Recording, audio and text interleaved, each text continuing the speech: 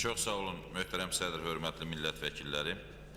Mən də keçən birinci oxunuşda bu qanun layihəsini təqdir etmişdim və hesab edirdim ki, bu milli barış üçün Azərbaycanda yeni bir ab-havanın yaradılması üçün çox önəmli qanunlardan biridir və çox Milli Məclisin atdığı çox ciddi addımlardan biridir. Bunun üçün qanunun təşəbbüskarlarına da Milli Məclis rəhbərliyinə də təşəkkürümü bildirmişdim. Bir sıra dəyişikliklərlə bağlı mövqeyimi ifadə etmişdim. İndi əlim bəzi məsələlərə toxunduq, xüsusilə 50% məbləğində aylıq müavinatı və sonra 20% də demək təmsilçilik hüququ. Mən bilmirəm nə dərəcədə bu mövcud qanunvericiliklə uyğun gələcək, sonra orada bir pozuntu olacaq, olmayacaq. Amma bir sualım var əlimə, xüsusilə ər-arvad münasibətləri zamanı o bölünən və pensiya təminatının verilməsində.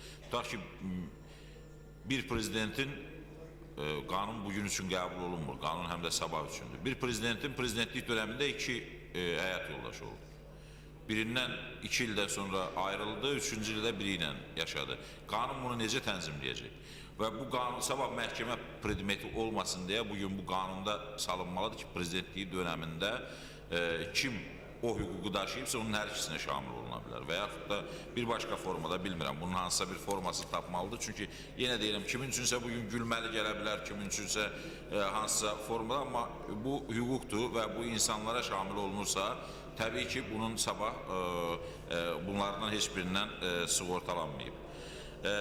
Burada çox təəssüf edirəm, cari məsələlər keçən dəfə də olmadı, bu dəfə də olmadı. Bu da hörmətli cənab sədrin dediyi kimi 31 qanun layihəsinin olması ilə bağlıdır. Amma kiçicik bir məsələyə istəyərdim də toxunum həm də elə.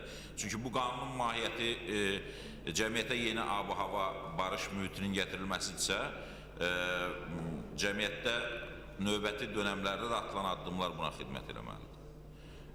Və mətbuatda bu günlərdə çox tez-tez oxuduğumuz və hamımızın rastlaşdığımız çox hörmətli dünyaca məşhur alim Rafiq Əliyevin Neft Akademiyasının rektoru tərəfindən vəzifəsindən azad olunması mahiyyət etibarilə bu tipli qanunların özünü də kölgə altına salır. Kafedra müdürü, dünyaca şöhrətli bir alimin işdən azad olunması iş qrafikini pozduğuna görə hesab edirəm ki, yanlış bir məsələ idi və bu Azərbaycan elminə də, Azərbaycan təhsilinə də bu şəkildə münasibəti özündə ehtiva etməməlidir.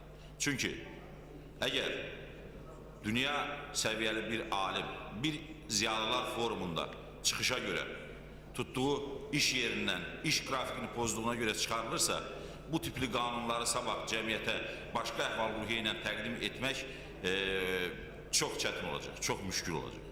Və hesab edirəm ki, Azərbaycan rəhbərliyi, o cümlədən də Milli Məclis rəhbərliyi dərhal Azərbaycan Neft Akademiyasının rektorunun bu yanlışlığının düzəldilməsi üçün ona müraciət etməlidir. Bu çox ciddi yanlışlıqdır. Bu, tələbənin dərsə gəlməyərək qayıb alıb işdən azad olunması kimi bir şeydir. Heç bir siyasi hakimiyyət burada kifayət qədər ciddi ziyalılarımız əyləşib. Kifayət qədər ciddi siyasi mövqeyi olan ziyalılarımız əyləşib. Sabah hər hansı bir hakimiyyət heç bir ziyalının üzərinə siyasi mövqeyinə görə, fərqli düşüncəsinə, yanaşmasına görə bu şəkildə getməməlidir və Azərbaycan hakimiyyəti bunu çox ciddi şəkildə bu Neft Akademiyasının rektorunun bu səhvini ciddi şəkildə düzəltməlidir və cəmiyyət də bu səhvin düzəldilməsini görməlidir. Təşəkkür edirəm.